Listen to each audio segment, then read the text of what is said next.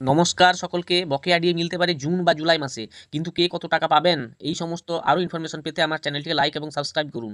বকেয়া ডিএ মিলতে পারে জুলাই মাসে বা জুন মাসে। রাজ্য সরকারি কর্মীরা পাবেন মাথাপিছু প্রায় 5 থেকে 8 লক্ষ টাকা।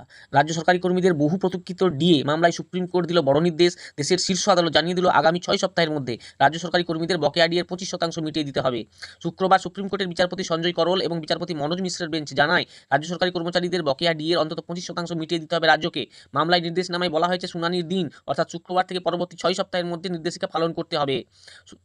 তবে এই ডিএর 25% মেটাতে সর্বোচ্চ সময়সীমা জুলাই মাসের প্রথম সপ্তাহে শেষ হচ্ছে।